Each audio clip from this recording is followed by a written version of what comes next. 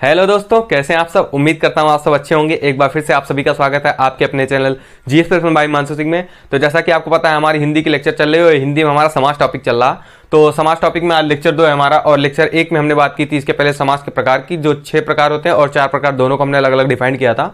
और अब ये भाव समास से बात की थी। आज हम जो बात करेंगे वो होगा हमारा तत्पुरुष समास, और इसके कितने भेद होते हैं और किस किस प्रकार से होते हैं, इसके अंदर जो एग्जाम्पल होते हैं इसमें कैसे होते हैं, उसकी हम बात करेंगे। तो सबसे पहले हम देखते हैं अपना आज का टॉपिक जो है तत्पुरुष समास, और इसकी परिभाषा की हम बात करेंगे।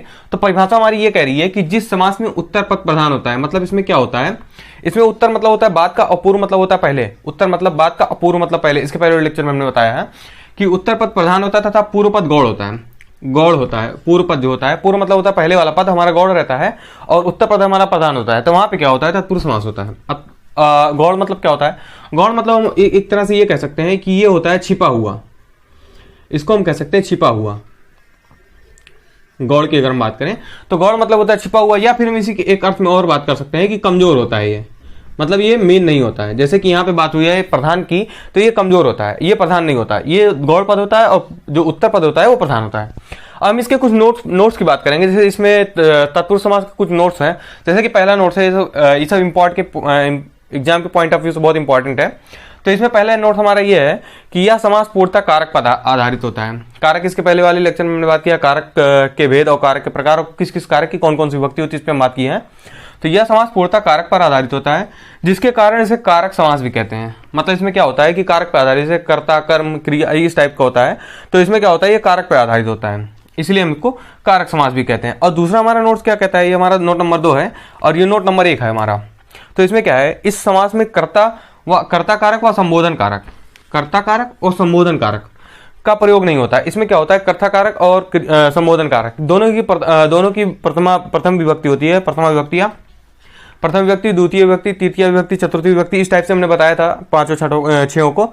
तो इस प्रकार से ये भी प्रथमा विभक्ति का होता है और ये भी प्रथमा विभक्ति का होता है। हमारे दोनों प्रथमा विभक्ति के होते हैं, ये भी प्रथमा का है, ये भी प्रथमा का है, दोनों का। इन दोनों का प्रयोग हम इसमें तत्पुरुष समास में नहीं करते हैं, तो हम इसका प्रयोग इसमें नहीं करते हैं। और दूसरी बात है हमारी जो तीसरा हमारा जो है नोट, हमारा पॉइंट, इसमें क्या है, इस समास का विग्रह करते समय कारक चिन्ह का प्रयोग किया जाता है। मतलब इसमें क्या होता है, कारक चिन्ह का प्रयोग होता है। मतलब जब भी हम इस समास का विग्रह करेंगे, जैसे कि पाकेट मार हो गया, तो पाकेट को मारने वाला, तो इसके बीच में हमेशा समास चिन्ह का प्रयोग किया जाता है, जो कारक चिन्ह होते हैं हमारे। तो इसको ये हो गया हमारा कारक चिन्ह, इसका कारक चिन्ह का प्रयोग करते ही हमारा होगा तीसरा नोट। अब इसके बाद हम बात करें जो इसके जो 6 भेद होते हैं, वो 6 भेद कौन कौन से होते हैं, इसके बाद हम उस पर अलग अलग चर्चा करेंगे। तो चलिए देखते हैं हमारे जो 6 भेद होते हैं उस पर हम बात करते हैं।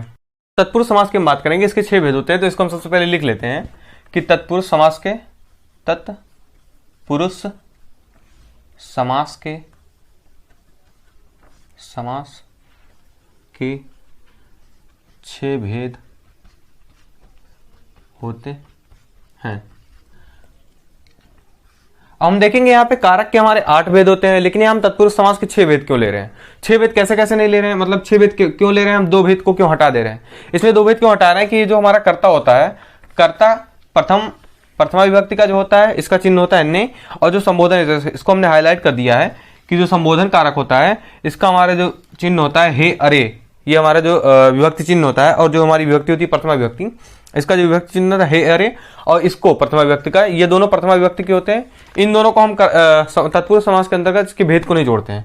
तो हम जोड़ते किसको किसको है, तो हम इन सबको जोड़ते हैं जो हमारे 6 हैं ऊपर के, कर्म, करण, संप्रदान, अपादान, संबंध और अधिकरण, इनको हम जोड़ते हैं तत्पुरुष समास के 6 भेद के अंतर्गत। अब इसमें कैसे होता है कि कर्म जो होता है द्वितीय विभक्ति का होता है, इसका चिन्ह जो होता है वो हमारा को होता है। को मतलब होता है कि जिस पर क्रिया का प्रभाव पड़ता है उसको हम बोलते हैं को, मतलब कर्म बोलते हैं। जिस पर क्रिया का प्रभाव पड़ता है उसको हम कर्म बोलते हैं, तो इसका चिन्ह होता है को। तो अब दूसरा हमारा जो कर्ण तृतीय है, तृतीय विभक्ति का है, इसका चिन्ह होता है से या के द्वारा। मतलब इसमें क्या होता है, किसी की सहायता ली जाती है। मतलब जैसे राम कलम की सहायता से लिखता है, चाहे कलम के द्वारा लिखता है, चाहे कलम से लिखता है, तो इसमें हो गया हमारा कर्ण। मतलब इसमें क्या होगा कि किसी ना किसी की सहायता ली जाती है। संप्रदान क्या होता है हमारा चतुर्थी विभक्ति, इसका मतलब होता है को के लिए। अब यहाँ पे देखेंगे आप को लिख रहा है, यहाँ पे भी को लिख रहा है, लेकिन यहाँ पे क्या होता है कि जो कर्ता होता है उसके जो क्रिया का प्रभाव पड़ता है वो इसको चिन्ह पर होता है। तो इसमें क्या होता है, कर्म होता है। लेकिन यहाँ पे क्या है, संप्रदान में को मतलब होता है जब कर्ता जो है किसी चीज के लिए, मतलब जैसे राजा गरीबों में कंबल देता है, तो मतलब यहाँ पे जो को चिन्ह हो गया वो देने का भाव हो गया। हमेशा यहाँ पे क्या होता है, इसको हम लिख लेते हैं, यहाँ पे क्या होता है, देने का भाव होता है। देने का भाव। इस संप्रदान में हमारा देने का भाव होता है हमेशा। और जो अपादान होता है वहां पे क्या होता है, इससे का मतलब होता है अलगाव, अलगाव के भाव में, अलगाव के भाव में, के भाव में। लेकिन यहां पे हमारा जो से दिया गया है, से या के द्वारा, इसका मतलब होता है किसी चीज की सहायता द्वारा। यहां पे इसको हम लिख सकते हैं सहायता द्वारा, सहायता से, सहायता से। इसका मतलब होता है करण का मतलब सहायता से, लेकिन अपादान का मतलब होता है अलगाव के संबंध में। मतलब दो चीजों के बीच में हमेशा अलगाव होगा। यहाँ संबंध मतलब होता है का की के, मतलब यहाँ पे होता है किसी दो संज्ञा या सर्वनाम के बीच में, इसके बीच में संबंध बता रहे थे। राम का भाई श्याम है, सीता की बहन गीता है, तो यहाँ पे का की के हो गया। तो जैसे मतलब इस टाइप से हो गया हमारा संबंध कारक में। अधिकरण होता है, इसका मतलब में पर होता है, मतलब कि किसी चीज का सहारा लिया जाता है। इसमें हम इसको ऐसे बोल सकते हैं कि सहारा, किसी चीज के सहारे से लड़के छत पर खेल रहे हैं, तो इस टाइप से हो गया हमारा ये अधिकरण कारक, मतलब किसी चीज के ऊपर सहारे लेके इसको काम किया जाता है। अब इसके बाद हम सबसे पहले भेद की बात करेंगे, जो होता है हमारा कर्म कारक। इसके बारे में देखेंगे और इसके एग्जाम्पल को देखेंगे। समास का हमारा जो पहला भेद होता है वो होता है हमारा कर्म तत्पुरुष, तो इस पर हम बात करेंगे। तो इसकी परिभाषा हमारी ये है कि इस समास का विग्रह करते समय कर्म कारक चिन्ह का प्रयोग करते हैं। अब कर्म कारक चिन्ह का प्रयोग क्या होता है, तो इसका चिन्ह होता है को इसका चिन्ह होता है, यहाँ पे हम लिख दे रहे हैं। तो कर्म कारक चिन्ह का प्रयोग मतलब होता है इसमें कि हमेशा को का प्रयोग करेंगे, इसके बीच में हमेशा को चिन्ह का प्रयोग होता है, तो ये हमारा कर्म तत्पुरुष कहलाएगा। तो इसकी एग्जांपल की हम बात करते हैं, कुछ एग्जांपल हमारे पास हैं। तो एग्जांपल हमारे पास, पहला एग्जांपल हमारे पास ये है कि चिड़ी मार। तो इसका अगर हम विग्रह करते समय हम इसका को चिन्ह का प्रयोग करते तो कैसे होगा हमारा, तो चिड़ी मार लिखा है तो यहाँ पे क्या होगा, चिड़िया को मारने वाला, मारने वाला। तो उसके लिए अगर हम एक शब्द में बोले चिड़िया को मारने वाले के लिए कहें तो हम इसको चिड़ी मार कह सकते हैं। तो यहाँ पे क्या हो गया हमारा विभक्ति चिन्ह आ गया को। किसका विभक्ति चिन्ह, कर्म का, कर्म का विभक्ति चिन्ह को। तो इसमें क्या होगा, चिड़िया को मारने वाला। दूसरा हमारे पास एग्जाम्पल क्या है, मोक्ष प्राप्त। इसका मतलब क्या होता है, मोक्ष को प्राप्त, मोक्ष को प्राप्त। अब इसके बाद तीसरा एग्जाम्पल जो हमारे पास है वो है हमारा पतित पावन। मतलब क्या, अब इसके हम अगर हम अलग अलग करते हैं, पतित और पावन, इसमें दो शब्द दिखाई दे रहे हैं आपको, पतित और पावन। पतित का अर्थ अगर हम लेते हैं तो इसका मतलब होता है दरिद्र, दरिद्र या निम्न बोल सकते हैं, निम्न। और पावन मतलब होता है पवित्र करने वाला, पवित्र करने वाला। अब हम अगर इसके पूरी बात करते हैं तो कैसे निकलता है इसका पतित पावन। इसका मतलब होता है दरिद्र को, दरिद्र या निम्न को,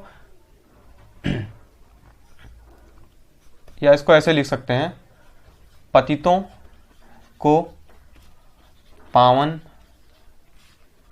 करने वाला। तो ये हो गया हमारा पतित पावन, मतलब क्या हो गया, पतितों को पावन करने वाला। अब इसके बाद हमारे पास लिखा है गगनचुंबी, जो चौथा एग्जाम्पल हमारे पास है। ये हमारा गगनचुंबी, मतलब क्या होता है, गगन को चूमने वाला। इसको हम लिख सकते हैं ऐसे, गगन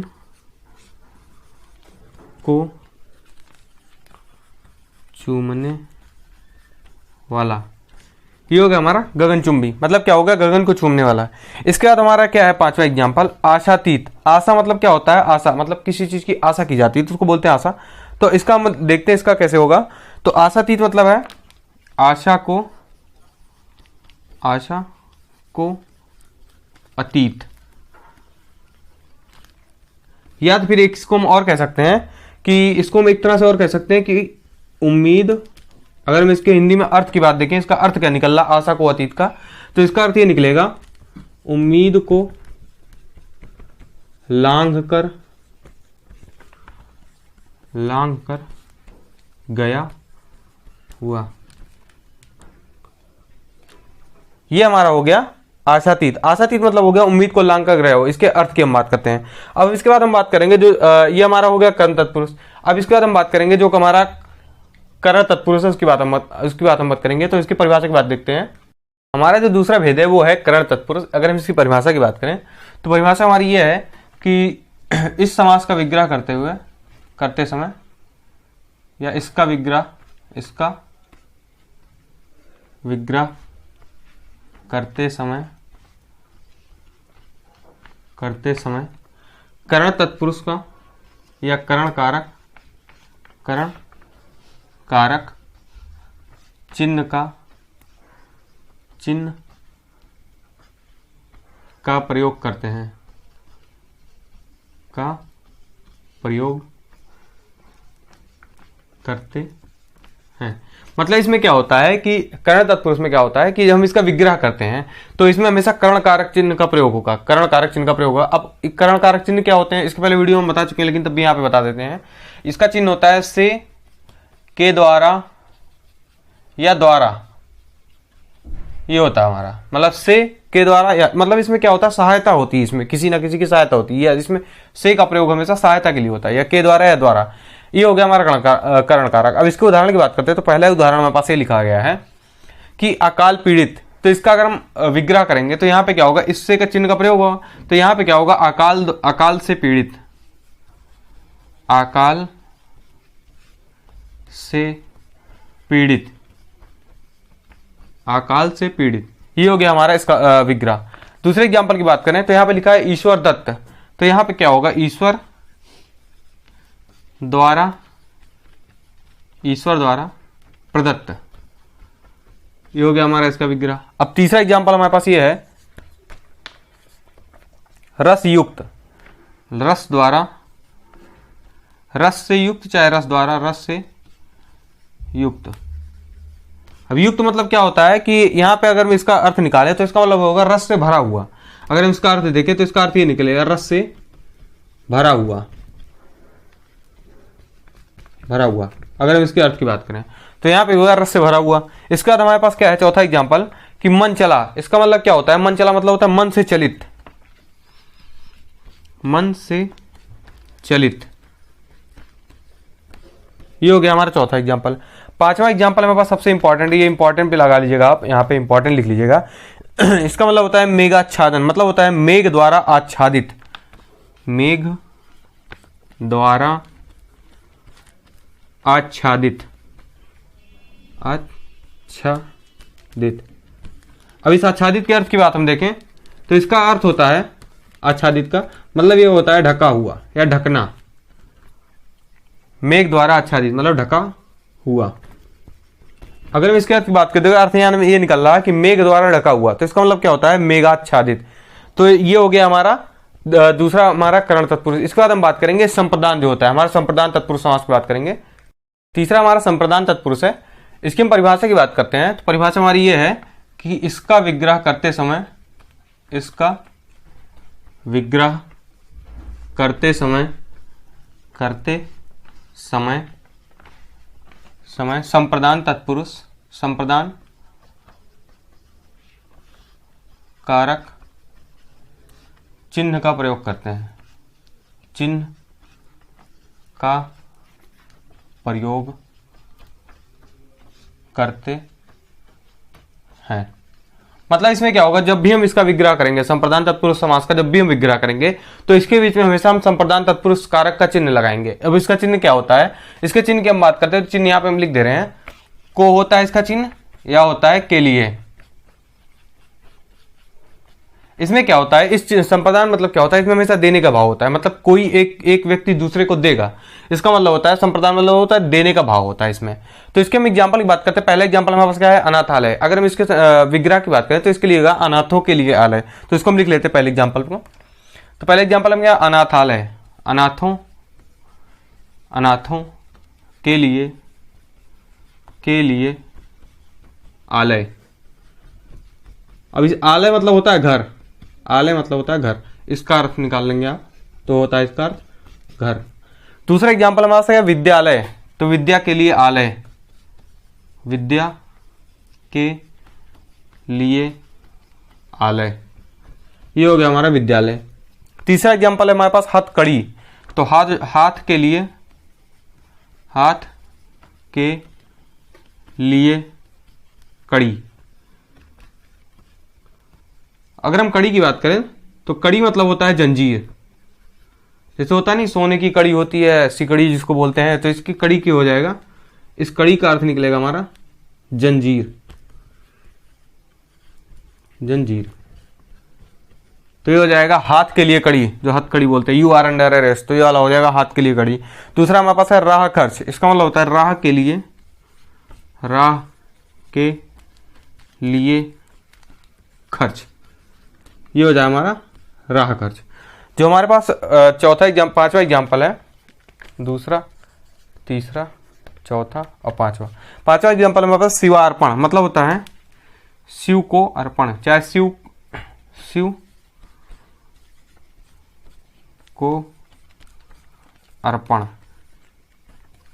यहाँ पे क्या हो रहा है, देने का भाव हो रहा है हमारा शिव को अर्पण संप्रदान तत्पुरुष में। अब इसके बाद हम बात करेंगे, जो संप्रदान तत्पुरुष हमारा यहाँ पे खत्म होता है, इसके बाद हम बात करेंगे अपादान तत्पुरुष की। जो चौथा भेद है ये है हमारा अपादान तत्पुरुष। अपादान तत्पुरुष इसकी हम परिभाषा की बात करें तो इसमें क्या होता है, इसका विग्रह करते समय, इसका विग्रह करते समय अपादान कारक चिन्ह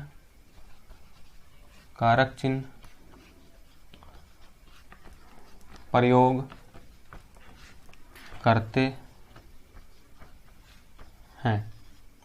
मतलब इसमें क्या होता है, जब भी हम इसका विग्रह करते हैं तो इसमें क्या होता है, अपादान कारक चिन्ह का प्रयोग होता है। अपादान मतलब क्या होता है, अलगाव के लिए, हमेशा अलगाव होता है इसमें। तो इसका चिन्ह क्या होता है, से इसका भाव आता है अलगाव के लिए, अलगाव के भाव में इसका प्रयोग होता है। मतलब इसमें क्या होता है, अलगाव का भाव होता है। अभी हम इसकी एग्जांपल की बात करते हैं तो पहला एग्जांपल हमारे पास क्या है, रोग मुक्त। पहला एग्जांपल हमारे क्या है, रोग मुक्त। इसका मतलब क्या हो रहा है, रोग से मुक्त, मतलब रोग से अलगाव हो रहा है यहाँ पे। तो क्या होता है, रोग से मुक्त, ये हो गया हमारा रोग मुक्त। दूसरा एग्जांपल हमारे पास क्या है, अर्थहीन। इसका हो जाएगा अर्थ से हीन। अर्थहीन मतलब यहाँ पे अर्थ का मतलब है, अगर हम अर्थ की बात करें, यहाँ पे अर्थ जो भाव दे रहा, वो भाव दे रहा धन का। यहाँ पे अर्थ वाला नहीं मतलब कि अर्थ निकालना है किसी चीज का, अर्थ मतलब यहाँ पे धन का भाव दे रहा, अर्थ से हीन मतलब धन से हीन। और जो तीसरा एग्जाम्पल हमारे पास क्या है कि पथ भ्रष्ट, पथ से